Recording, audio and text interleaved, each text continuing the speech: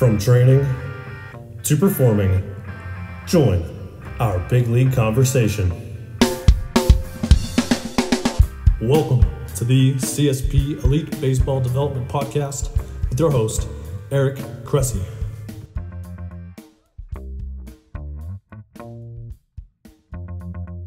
Welcome back to the CSP Elite Baseball Development Podcast. I'm your host, Eric Cressey, and this is episode 82.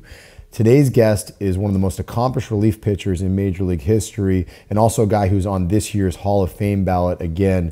As you'll learn, he's a guy who not only pitched in a lot of high-pressure scenarios, but did so over an extended period of time. He had a 16-year Major League career, and he really threw 100 before everybody threw 100. What I also like is he's someone who's coaching now in retirement, so he has some really good insights to share on how player development has changed from when he was younger to what he's dealing with now with his son and with the players he coaches. So this is going to be a really good show on a number of fronts, and I think you'll really like it as much as I did. This episode is brought to you by Athletic Greens. It's an all-in-one superfood supplement with 75 whole food sourced ingredients to support your body's nutritional needs across 5 critical areas: energy, immunity, gut health, hormonal support, and healthy aging. I'm an avid user of Athletic Greens myself, in spite of the fact that I tend to be a supplement minimalist. To me, this is a product that is much more like whole food nutritional insurance as opposed to a true supplement. The ingredients have been carefully selected at the highest quality, most natural source. You get essential vitamins and minerals, digestive enzymes, prebiotics, probiotics, and that's the zero compromise approach from the company. It's plant-based, sourced from whole foods at the highest qualities. You won't find harmful chemicals, artificial colors or flavors, preservatives, or added sugar. Really, it's perfect for folks who are gluten and dairy-free, paleo, keto, vegan-friendly, great for people who are intermittent fasting, all that fun stuff. Personally, I love it for obviously our athletes who don't get enough nutritional benefits from fruits and vegetables because they don't eat enough. So it's a way to kind of plug in holes in diets. But also, I really like it for our college and professional athletes who may have complex travel schedules where quality food options aren't always at hand. On a personal level, I'm a husband, father of 3, and an entrepreneur. We split our time between 2 states, and I'm also still an avid lifter. So life is inherently crazy, and it can be stressful, and sleep deprivation is definitely something that we encounter. So I rely on Athletic Greens for part of my immune support, and believe firmly that it's made a big difference in keeping me healthy in spite of how crazy our lifestyle is. They've got a great offer in place. If you head to athleticgreens.com/Cressey, they'll get you 20 free travel packets with your purchase. Again, that's athleticgreens.com/Cressey, CRESSEY, and you can claim your special offer. Today's guest grew up in Virginia and graduated high school as a 5'5", 135-pound football and baseball player. In spite of spectacular high school baseball numbers as both a hitter and left-handed pitcher, he was overlooked by college and pro scouts. He wound up attending Ferrum College in Virginia, and once there, focused on baseball. In 1992, he set single-season NCAA records for strikeouts per 9 innings and fewest hits allowed per 9 innings. He was drafted 12th overall by the Houston Astros in 1993 and made his MLB debut 2 years later at the age of 24. Over a 16-year MLB career, he played for the Astros, Phillies, Mets, Red Sox, and Braves. He retired at age 39 with a career 2.31 ERA, 422 saves, and 1,196 strikeouts in 903 innings pitched. Of all pitchers with at least 800 innings pitched in MLB history, his 11.9 K per 9 and 33.2% strikeout rate are both the best. Opposing batters hit only 187 against him, which is lowest in MLB history for anyone with 800-plus innings pitched. In 2019, he was inducted into the National College Baseball Hall of Fame, and he's currently on the ballot for Cooperstown for the 6th time. Since his retirement, he's been coaching high school baseball in Virginia. Please welcome to the show, Billy Wagner. Welcome to the show, Billy. Well, it's great to be here. I appreciate getting the opportunity. I was telling you off air, I'm very excited about this because, I was a baseball fan for a long time, but I became a Billy Wagner follower when we had Tim Collins working his way through the minor leagues as a smaller stature left-handed pitcher. Your story really parallels his in a lot of ways. You were 5'5", 135 when you graduated high school. So it was obviously a quick arm, but maybe it went underappreciated by college and pro scouts because of your size. So I'm curious, talk to me about maybe how your body and your velocity changed from that point at age 18 when you finished, high school to where you were, 3 years later when you were taken in the first round. Like, what did you discover in those 3 years of college? It's funny. Everything happened within a 6-month period for me. Interesting. Yeah, I graduated. I'm in that 5'5", 5'7", 135 pounds. I'm going to college to play nothing but football. Baseball is just what we do for when we're not playing football. It was, that era that you could do that. There was no specialized training. So, so I go and I'm playing football and I'm playing with monsters. And so you're in the weight room a little bit more. College gives you that opportunity to stay in there, a little bit more consistency, not as time constrained. And so I'm in there a little bit more. All of a sudden, I grow 4 inches. I gain like 40 pounds. Not that makes me a whole lot bigger, but all of a sudden, I go from 78, 82 in high school to 88, 90, 92, 95 by the end of my freshman year. And it was, I contribute to a couple of things. First of all, God-given, blessed beyond rapport. But second, I think it was one of those things where it just took time for maturity to kind of kick in. I was always kind of, I don't know if I'd say disproportionate. I always had big legs. I think it's a family trait. My dad and my uncles, I think on my dad's side, our tallest guy might be 6'1". So height wasn't a big thing, but we were more football bottom half players. So I go to fair and play football, weight room. I was always big. I'd always had a good arm. I just didn't have that velocity. I mean, I could. At one time, I swore I could throw a football harder than I could throw a baseball. And that's where my arm stroke came from, being pretty much a short arm pusher, is because I threw a football, and I lived throwing a football. I was even on the football team. I was a defensive back, but I would run scout team offense for the first team defense, and so I was always throwing a football. And so I think building the arm strength and just hand strength, finger strength, all those things that come into being able to spin a baseball, kind of went hand in hand. And then it was just the chip on your shoulder. I mean, you go out there, you're 5 foot nothing, 100 and nothing, and you're facing Michael Tuckers and guys like that in college where they got their name. You don't really know where you're at, and so that was really how it just kind of evolved really quickly. I think one of the things that just kind of popped in my head as you're describing that is we'll talk later about how you're coaching now, is just that the multi-sport athlete, it's a dying breed, unfortunately. And you hear your story. You're a football guy first. Baseball kind of happened. You were also that athlete. Correct me if I'm wrong. You broke one arm. You broke your right arm, and then learned how to throw lefty. Is that story Correct. Still accurate? So I mean, yeah. That takes a lot of movement variability to take something on like that. Would you have defined yourself as like a, just kind of a naturally skilled athlete that picked up new tasks, easily? Were you that guy that was always playing something different in the backyard growing up? You know what? I was always doing something. I was always, always, always throwing something, rocks, acorns, something, always. Sports has always been a part of my family's life growing up. I mean, I just can't even imagine not playing a sport. I mean, you were always compared to your uncles and cousins, and it was just always that competition within the competition. And so I think that was, something that was, and to some extent lost, but at this point, but being a multi-sport guy, I wouldn't say I was at that point. I wouldn't say I was good at any of them, but I could hold my own. But I believe that, having that in that age group, being able to play multiple sports, I was always throwing. I don't think there was a day off, even in the winter, when I wasn't throwing something. But I think it was just the different body movements you had to have. You didn't know then, but that it contributed to being, an all-around athlete. And I mean, you can tell today as a high school coach, I see it even more when I have kids. I coach at a private school, in Charlottesville, and when I get transfer kids come in that have played football, they're always completely different than the kid who's just been playing baseball. Mm-hmm. And so you almost, a lot of our drills and a lot of the things that we do is almost create a football mobility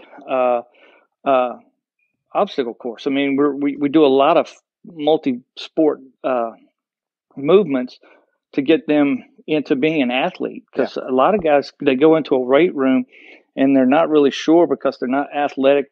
Their hips are really tight. They don't know how to work a lot of their body parts to be expected. But what I'm seeing is football players, they can get in there and they know how to push something. They know how to, they're not afraid to get into it, where, a baseball player is just so unsure. They're like, oh, well, I've read, shoulders. They've got where you just didn't think about that. Where, for us is just really getting into the, just competing. That was the whole thought process. Look, I'm going to compete. And it wasn't, is this right or is this wrong? I mean, it's like the pitch counts back in the day. I mean, Nolan Ryan telling me stories of, throwing 150 pitches. I remember in college, I threw 150 pitches on a Friday and throw relief the next 2 days and never even thought about my arm being sore. It's a different world. But absolutely. I mean, you can't even think about that. I mean, kids will come out of the game, how many pitches I got?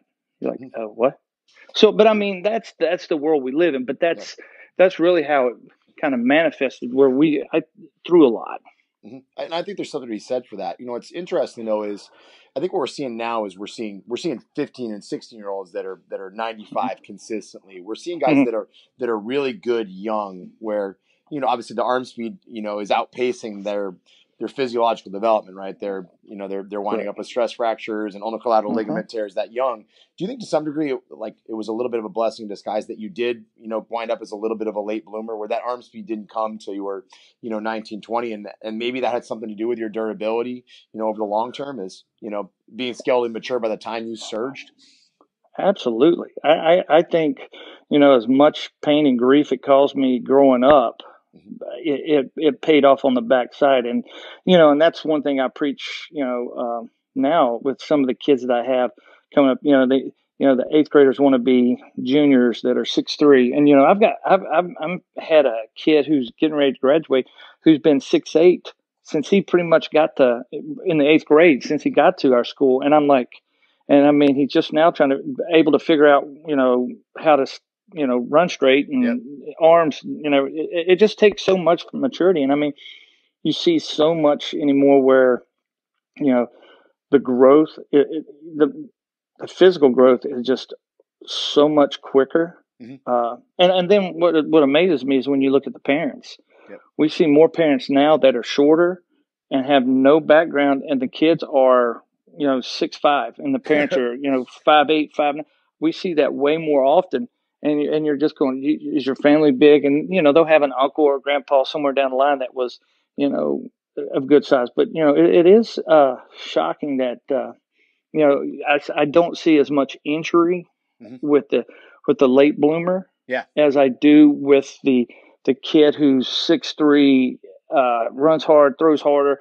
He has no body control, and so his joints and everything aren't ready for it. So it's funny when you get them in there. We have to really tone it back to say, hey, okay, we've got to do a lot more joint strengthening. And so I know you can probably go in there and do some things with heavyweight, but it's no purpose. And so doing the joint control and stuff like that is, how we've attacked it a little bit, just slow everybody down. Because everybody wants to be committed coming at. Yeah, it's true. I got a kid I coach now, is 14 years old, and the first thing he says, I'd like to be committed by 15.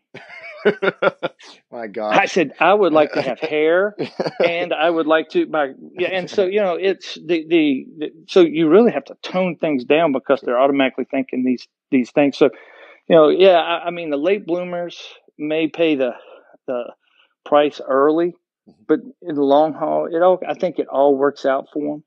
I'm always blown away when I look at our pro baseball crowd, how many of them were late bloomers, were guys that, basically, they went to fringe Division I schools, or, they went to, not a Division I school. They found a junior college or Right. something like that. And they figured it out much later. And like you said, they discovered the weight room. Maybe they figured something out mechanically, and it clicked later on. So, I get my eyebrow goes a little bit more raised every time I see another 16-year-old hitting 95, because I feel like it's a, short-term gain, long-term pain scenario.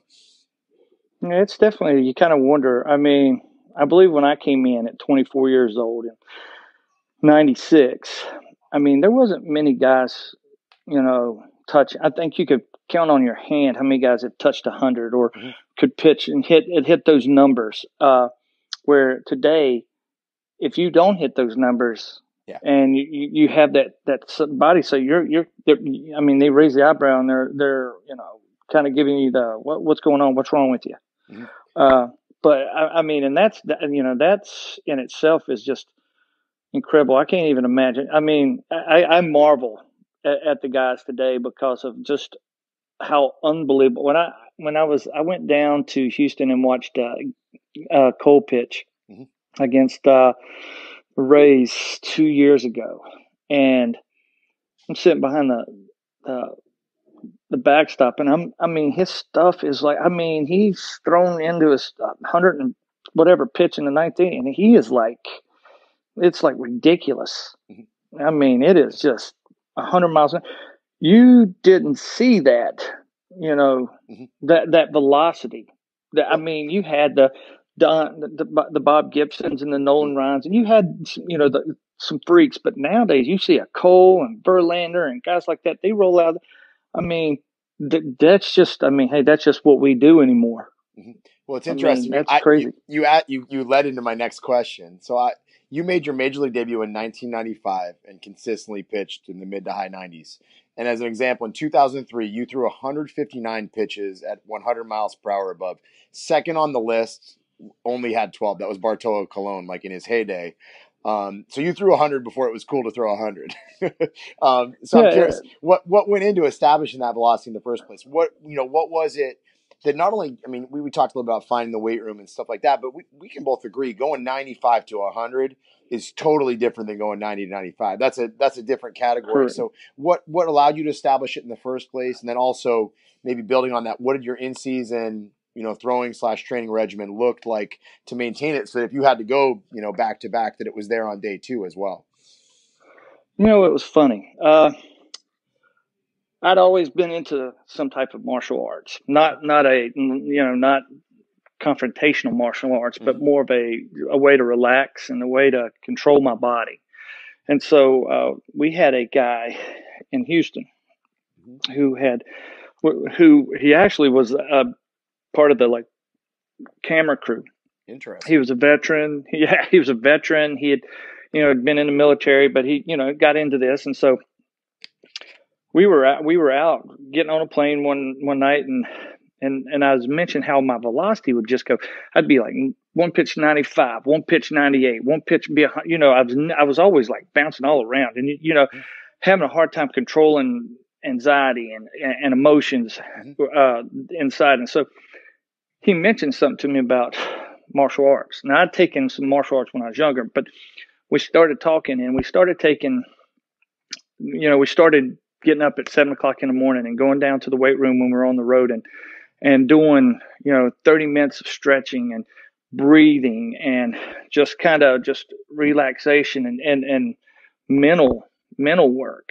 And then when I was home, I'd go to the field and be able to get there and go through this whole regimen of relaxing and going and the process. And so what I found is once I got to that point, everything changed for me on a consistent basis.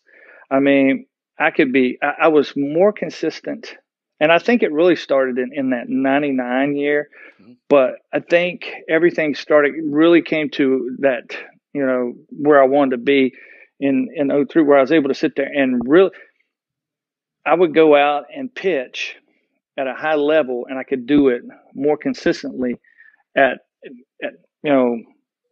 day after day after day. I think what was just phenomenal because it stopped going like these random numbers and it started to clover a little bit, and my walks went down. All the everything kind of settled where you would think that perfect year is, and so and a lot of it I contribute to that, but Interesting.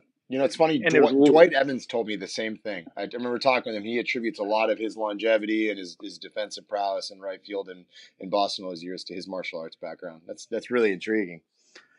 Well, it just led to, as a power pitcher, especially a little guy who has to go from, tiptoe to fingertips to get all of everything to work right. My throwing program became a little bit less, aggressive. I would still do some long toss during the week, but it wouldn't be like this. All right, I'm going to do this Jose Mesa, stand on, foul line to foul line and just chuck that thing into, this craziness. It was a little bit more structured and stuff. And so I wasn't as fatigued. I wasn't as,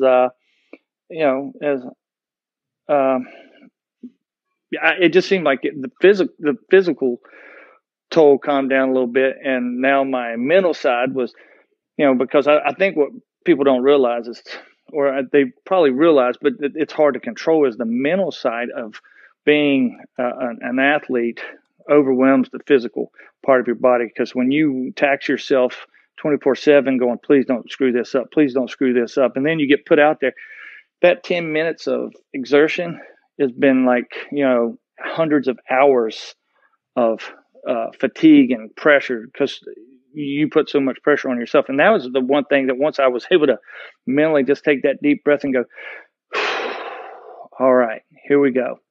My game, my just whole composure changed as I got consistent with all my stuff. It's interesting. You just hinted at, kind of your in-season throwing program and taking a step back and just your catch play. We talked about Tim Collins, and Timmy was a guy who responded incredibly well to a really, kind of aggressive long toss program in the minor leagues when he was in, high A, double A, and that was a big part of his velo jumping. The difference with the minor leagues, it's very predictable, right? You're going to probably throw every third day. Maybe the day after you throw it, you go stretch it out to, 240 to 300, whatever you want to do. And I'll never forget, I had a conversation with him in 2012. So he had, around 70 appearances, a couple years running. And I asked him in season, I was like, hey, when's the last time you long toss 300? He's like, I do it about half the days each year. They just happen to catch it at 60 feet, 6 inches. So the mindset was always like, I'm getting my high level intent when they're on the mound. It seems like that was some of the same stuff for you. But what I'm curious about is, what was the off season like? Were you a guy that had a pretty progressive long toss program? What did you like to do from, when did you start up, and what did it look like going from beginning to end when you actually were reporting to spring training? It was funny. Based on playoffs, I would attempt to take off 3 weeks to a month. Okay. I would just detox, just try not to do. Try to stay in some shape, lift, a couple times a week. But then, really, as going into December, that's when I would crank back. I wouldn't start throwing until the end of December, and so, but I would do a lot. December and January would be my crush months. And I would just go straight at it, weight room 5-6 days a week, conditioning. I was a Gene Coleman, belief that, I definitely had to be in shape. If I was in shape, I'd make better decisions. I would be physically ready to do everything I need to do. So I ran miles. I felt like when I was playing, I was on the track team more than, a pitcher at times. And it was that combination of high intensity training of, 30 seconds of sprints with, going in and doing another type of push up, pull up, something just to get that heart rate up. And so I would go through lifting until probably in that 1st of February, where then I'd start to tone it down and become a little bit more movement oriented. But when I started throwing in January, it was always hard because I didn't really have a throwing partner. And me and a friend of mine, Chris Haney, would throw. And Chris is playing with, he was going to Cleveland. And so we'd started to play catch. But, I was a guy who, he would throw 3 days a week. I would throw every day. And I could start throwing and I would be loose in 5 throws. That's a reliever right there. Absolutely. And it became that way as it evolved because I remember being in Houston or early and getting called on and I'm up. I'm in the bullpen and I throw and I really didn't know how to evaluate myself and I'd throw 50 pitches. I'd throw 50 pitches warming up and then go on the mound, throw another 20 and I'd be exhausted. And so I figured out that, I could just go out there and kind of how to do it. And so 5 pitches in, I'm done. I'm ready. And I'm like, hey, I know what I need to do now. And so my next amount of time, but,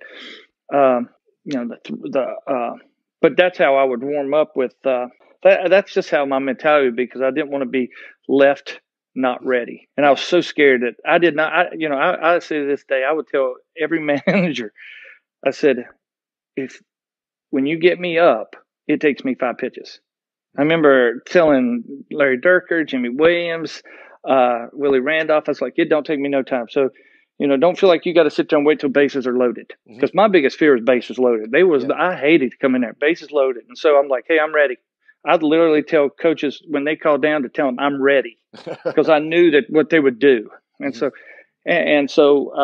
when me and Chris would play, I mean, I'd be loose and ready. He's still going through, and he was kind of a long relief guy and been a starter. And he was a little older than me, and so he would take forever getting loose. I'd be like, holy cow! But I watch kids today.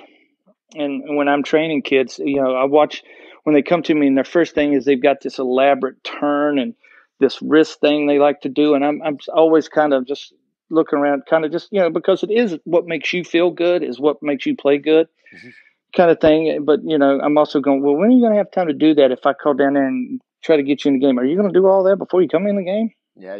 How long to be able to adjust? Right. One of the things I've always noticed, and I think it's even more so true of relievers.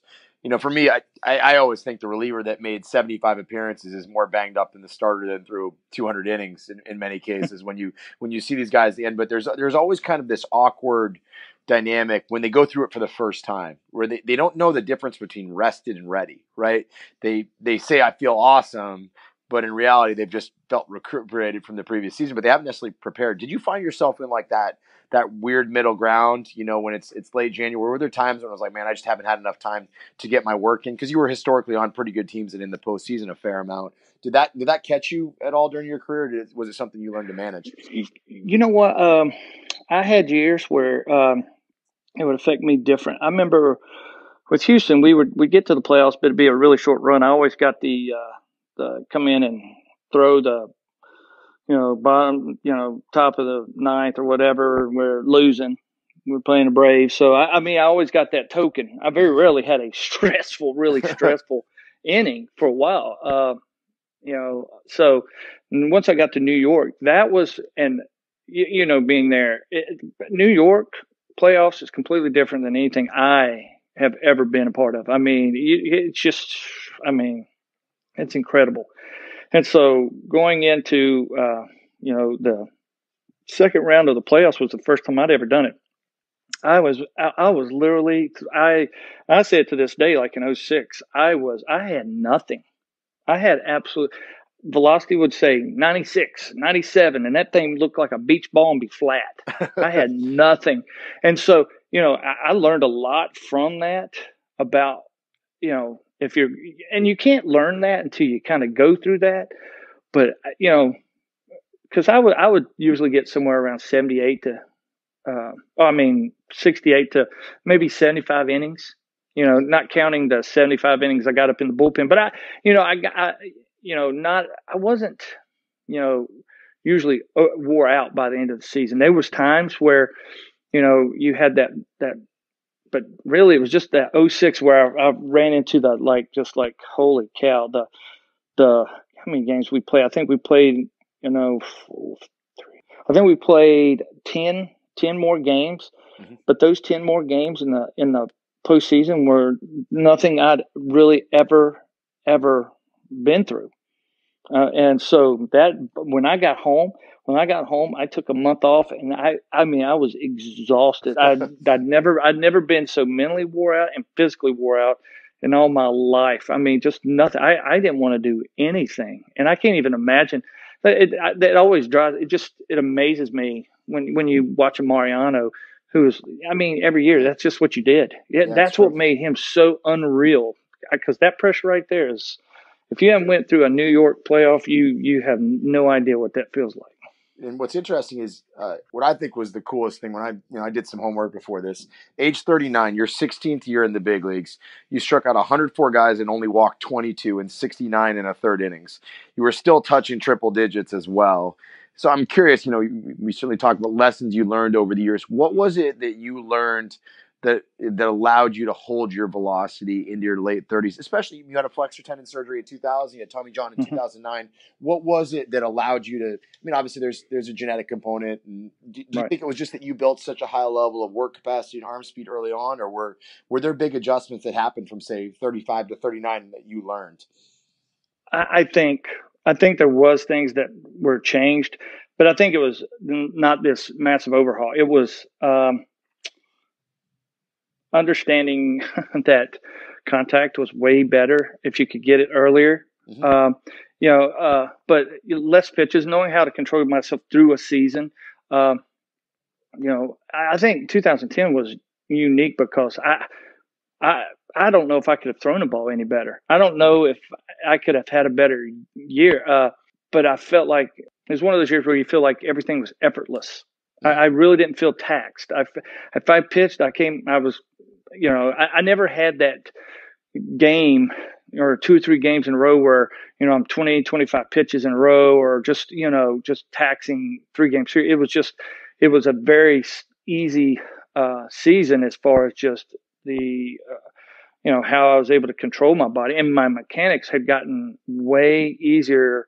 But I will say this, having '08, when I got my surgery, and it was almost like pushing recharge and rebooting all the systems, because I know in that '07 and in some of that '08, I'd started to kind of just back spasms and started to get all these things. My body, I wasn't training myself the correct way either.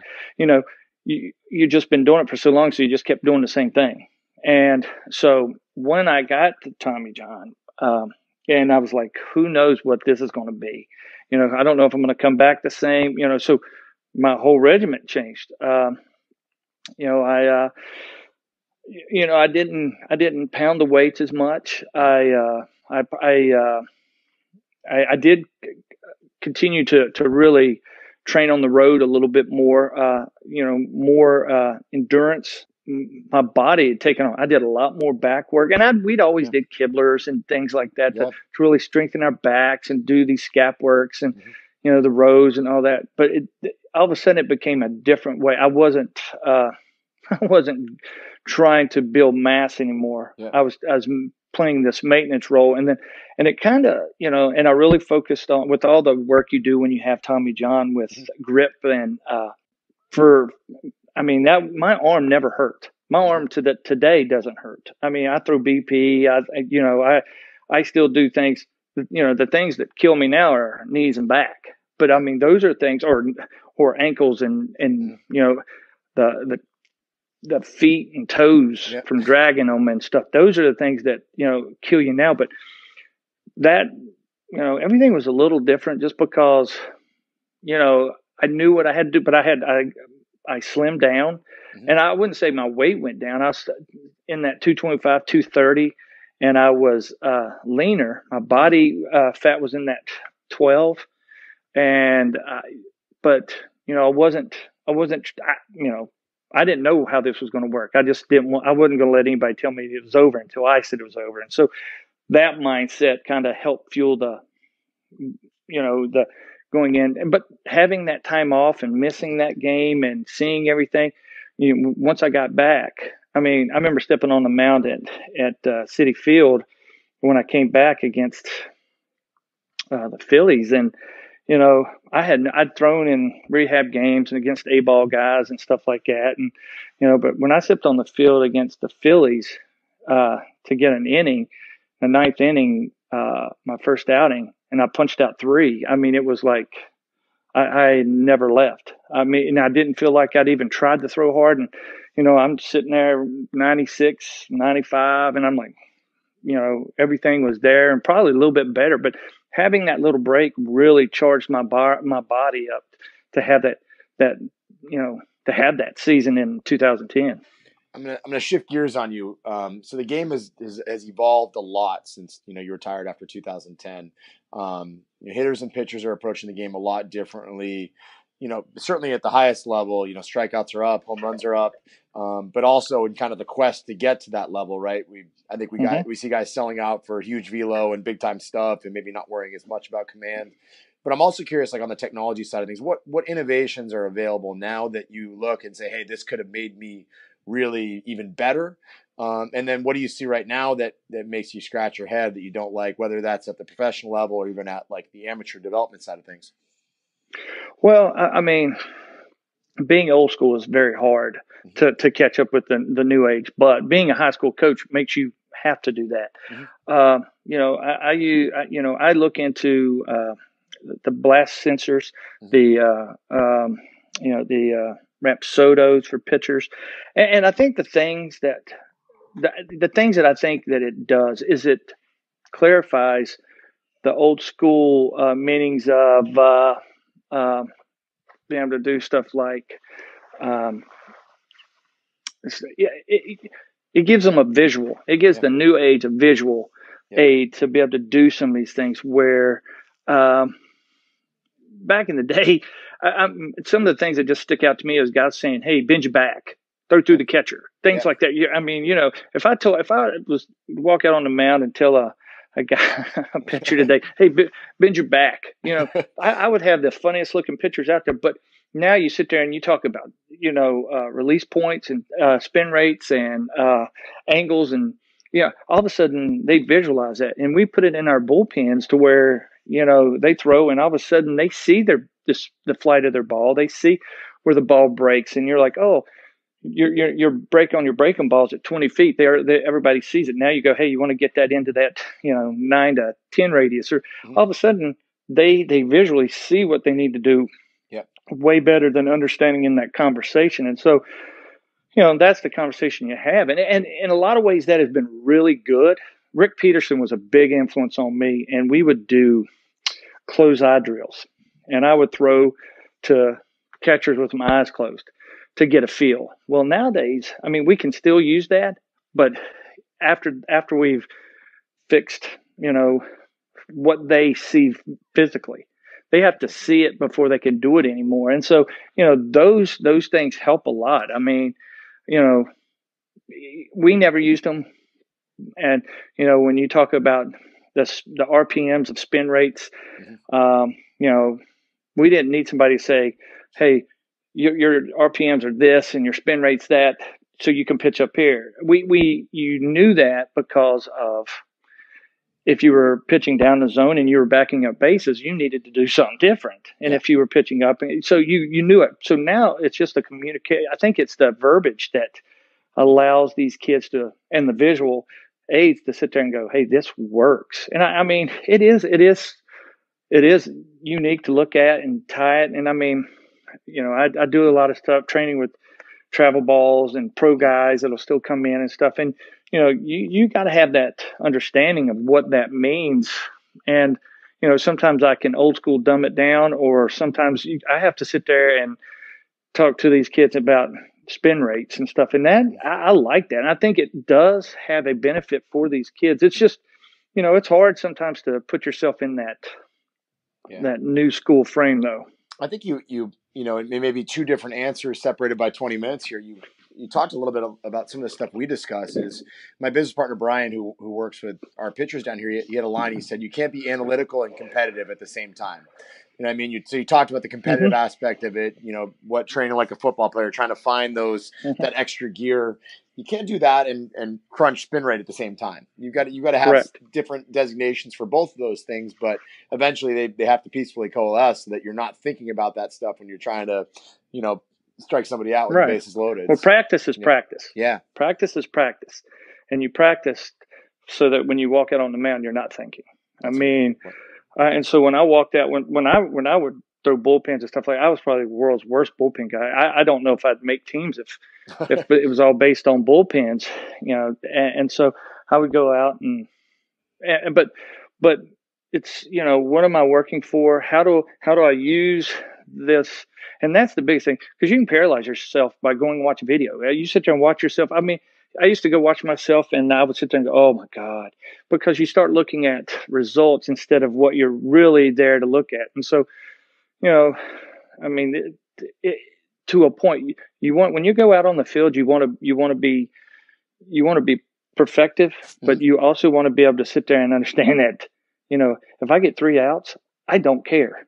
I really don't care, because I'm not getting paid to look good. It looks good if I do, but if I get 3 outs and they don't score, I'm going to get I'm going to get my just due. So I think tying those together. That's an important message that I think gets overlooked, right? Because I think we have and this kind of leads into I wanted to talk to you about, being a baseball dad and being a baseball coach. We definitely have a generation of kids that have been sheltered from, kind of failure, in the sense that, there's an Instagram filter that can make any picture look good. You can always go on the showcase rankings if you have a bad outing, but hey, you touched 95, so everything must be great.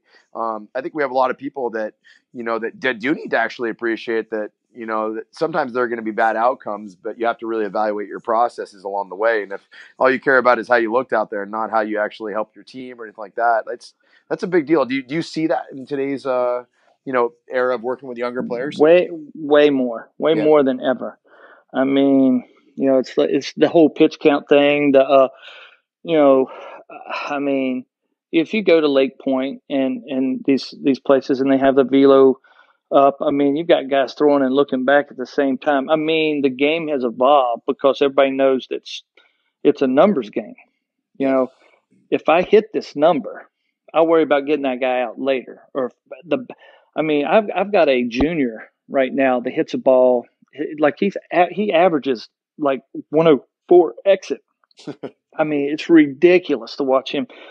But it's one out of 5 swings that he hits that ball like that when he hits it. And so you're sitting here going, but it is a numbers thing. And people, as soon as you post that and it gets on the Instagram and the Twitter and all that stuff, everybody's, that's phone calls happen all the time. I mean, I've had kids that I've coached that, when their stats go up I've had colleges call right away and they're like, hey, we really like this guy.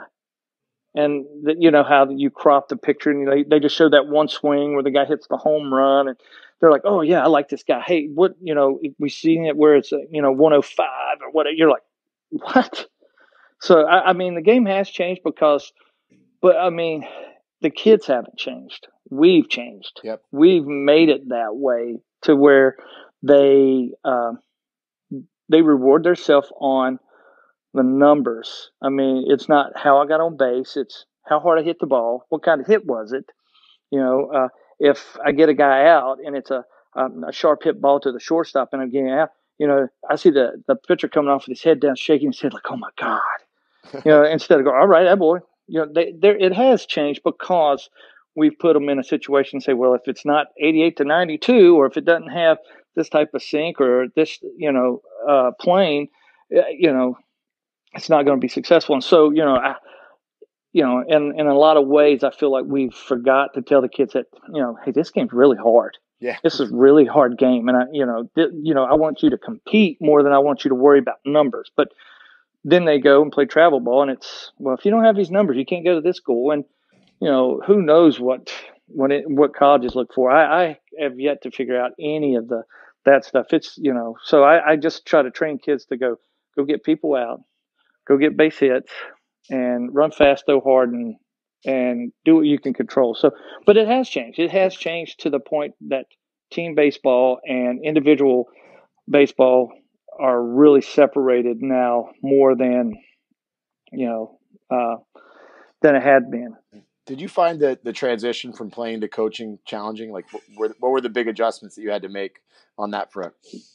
I didn't have any issue because coming out, I'd had a great high school coach. Mm-hmm. He had always just been very positive. Had always, I mean, I was little. I mean, I'm coming in. I wasn't this mega superstar when I left high school. I wasn't a mega superstar when I left. I was successful, but when I came back, it was, some of the things I've learned, these kids can't do. And I mean, we try to teach kids to swing like Bryce Harper or Aaron Judge or these monsters. And so, trying to create the foundation. And that was the biggest thing I thought about when I came in. I want them to enjoy the game. I want them to realize how hard this game is. I want them to have a great work ethic. And I really want them to compete. That's what I want. Because when you compete, you don't take days off, And so, when I would meet with these kids and parents, I love to go, hey, where do you want this to go? Where do you see this going? And, living right by the University of Virginia, I'd like to go and play at UVA, and I would like to. And so you're like, great. And, parents will go, why do you, and then they go, hey, I'd like to have a chance to play Major League Baseball. And I'm like, that is awesome. And they're like, these parents are like looking at me like, what? And I'm like, I said, nothing better than hearing somebody say that, because you know what? I've been there, done that. And I can appreciate that. Now, let me show you how hard this is going to be. So you're telling me that. So when I'm, putting a foot in your butt saying, hey, it's time to go, now you understand. There's no excuse. You told me this is what you want. This is how it works. There's no days off. We practice 5 days a week. We do this. And so all of a sudden reality sets in. And so they start to figure out what it takes. And so, the adjustment for me was just not to allow the game to take over. I respect that so much, the candor. You know what I mean? Like, because that doesn't happen in today's game. We have too many people that tell people what they want to hear. And you laid out, here's where you want to be. Here's what it's actually going to take. I think we see way too many kids that are sheltered from that. Would you agree? Like, does it hit them like a ton of bricks when you bring that up? Absolutely. And the biggest thing is I go, guess what? I don't get paid to win here. Mm-hmm. If I go out and we never win, pretty much tells you I'm a bad coach, but it also says that I haven't done anything to make players around me give them a process to learn how to win, because the players will learn. The players want to win. Mm-hmm. I want to win, but it's a process in which they've got to learn hey, I want to win, and this is what it's going to take, and I'm not going to settle for anything less. And so once they buy in, all these things start to go their way. And, and it's not always easy. You have the late bloomer, doesn't pop out and hadn't gotten an offer, and he's going into senior year, and all of a sudden, between winter and, 2 months of January to March, all of a sudden he grows 2 inches and gains 10 pounds, and he's hitting balls to the moon. And you're like, it happens so quick. But it's, those are the things that I like about developing. I don't know if I'd say coaching, because I'm not a very good coach. I have very good players, and they follow the process. I give them the opportunities, and I want them to fail. I think back in the day, to tell a guy to dive or try to steal a base, we steal third base all the time. All the time. I mean, if you ask any coach, they're like, wow, that's stupid. Stealing third base with 3 outs, and oh my God, and all this. They tell me that all the time. I go, absolutely. I said, but I don't coach the book. I'm not here I'm not worried about winning this game. I said, if this guy does what he's supposed to do, your catcher ain't going to do right.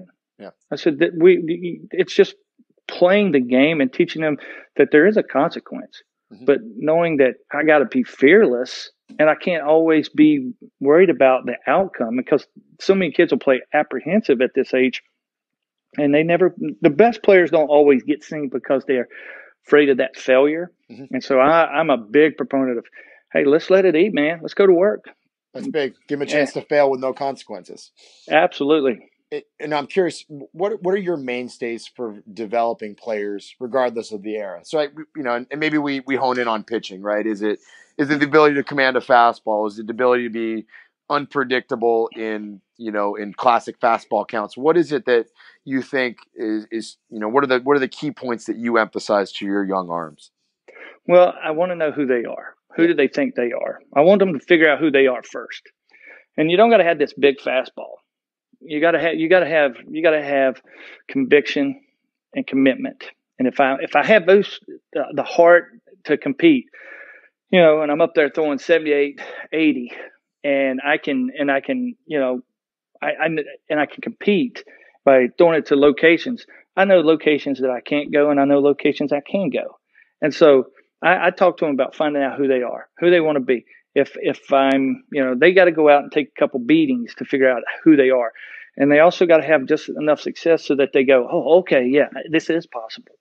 And so really I preach on competing. I don't really preach on sitting here going, hey, we got to have this type of fastball. I'm going to see who you are. And I coach all these kids so different. There's not a kid that's ever come through here that I've gone, oh, you know what? Kid A, you need to pitch just like Kid A. And there's similarities and we'll mix in. But to be honest, we talk a lot about just the individualism of each player is going, this is what makes you successful. Now, this probably won't work at the next level. So we need to work on this. And some of that's through maturity, and just physical.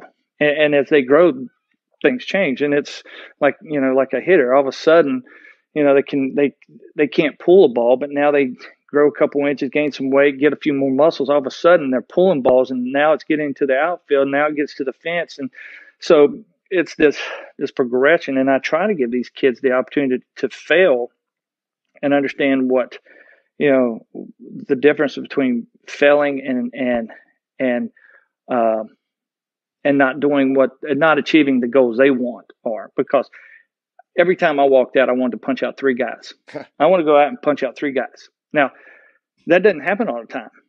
But if I go out there and let's say that guy on my first hitter swings first pitch and pops it up.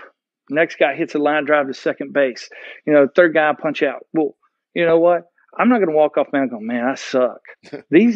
So I'm talking to these kids. I said, I want you to I want you to believe in being perfectionist, but I don't want you to go out there and be upset when it's not perfect.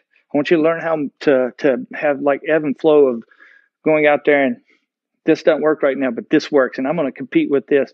And so we really push long toss.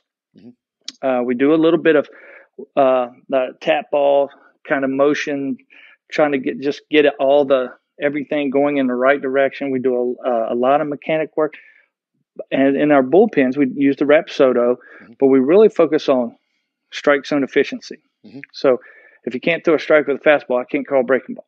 And so, who are you? And so once they figure those things out, the games, I don't really do much. I pretty much just sit and I watch, and I try to get pointers here and there, because in the hype of the game, kids they're emotional. They'll say just about anything. I mean, they'll snap, and I mean, so I don't want to agitate them, but I want to give them hey, you ought to look at this. Hey, this guy's doing this. Hey, watch this guy's glove. Just little pointers, just things that they all of a sudden they go, oh, and little calming things. I'm not a big yeller. I believe in pushing the positive. Now, after the game, if you aren't hustling and putting out, then I'm not your best friend. but those are the things that we're trying to install. But I think for the most part is I'll find out who you are, and then we're going to build on top of that. I love that.